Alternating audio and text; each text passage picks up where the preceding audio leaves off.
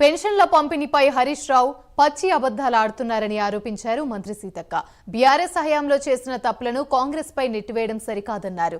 BRS హయాంలో ఒక నెల పెన్షన్లు ఇవ్వకుండా ఎగ్గొట్టారని, దానికి సంబంధించిన రికార్డ్స్ తన దగ్గర ఉన్నాయంటూ కౌంటర్ ఇచ్చారు. పోస్ట్ ఆఫీస్ దగ్గర బ్యాంకు దగ్గరికి వచ్చి అవ్వాతాతలు మా 4000 ఎప్పుడు పడుతున్నాయి బిడ్డ అని ఎంతో ఆర్తితో ఆవేదనతో అడుగుతున్నారు. దివ్యాంగ సోదర సోదరీమణులు దీనంగా ఎదురు చూస్తున్నారు. ఒంటరి మహిళలు కంట నీరు పెట్టుకుంటున్నారు. వితంతువులు, డయాలిసిస్ పేషెంట్లు, బోధకాలు బాధితులు, నేతన్నలు, గీతన్నలు 4000 పింఛన్ ఎప్పుడొస్తుందా అని కళ్ళు కాయలు చేసుకొని చూస్తున్నారు. అధ్యక్ష, ఇవాళ పరిస్థితి ఏంటంటే అధ్యక్ష, 4000 మాట దేవుడెరుగు, ఆ ఇచ్చే 2000 కూడా చక్కగా వస్తలేదు అధ్యక్ష. అధ్యక్ష, మే నెల పెన్షన్, జూన్ నెల పెన్షన్, 2 నెలల పెన్షన్ ఈ రోజు వరకు పెండింగ్ ఉన్నది. ఇవాళ 27వ తారీఖు అధ్యక్ష.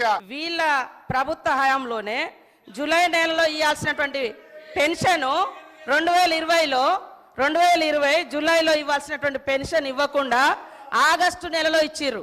అప్పటి నుంచి ఒక నెల లేట్ అవుతూ వస్తుంది. అది ఇప్పుడు మా మీద చెప్తున్నారు. ఆన్ రికార్డ్ నా దగ్గర ఉంది. అదే అధికారులు ఉన్నారు కదా, సవాల్ చేస్తున్నా.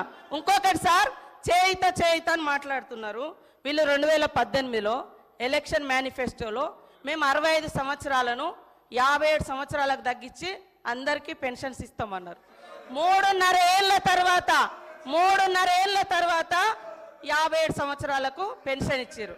అదే కాకుండా వీళ్ళ హయాంలో డబల్ పెన్షన్స్ తీసుకున్నటువంటి వాళ్ళు, సర్వీస్లో ఉండి సర్వీస్ మూలంగా వచ్చేటువంటి పెన్షన్ 24,000 30,000 తీసుకునేటువంటి వాళ్ళకు కూడా ఈ 2000 పెన్షన్ వర్తింపజేశారు, దాదాపుగా 5,000 మందికి. అదే కాకుండా ఒక కార్పొరేషన్ చైర్మన్గా ఉంటూ కూడా చైర్మన్గా వచ్చే అలవెన్స్లు తీసుకుంటూ ఈ 6,000 పెన్షన్స్ కూడా ఉన్నాయి. ఇవన్నీ నిరూపిస్తా. మరి ఇలాంటివన్నీ మేము సరి చేస్తూ ఉన్నాం.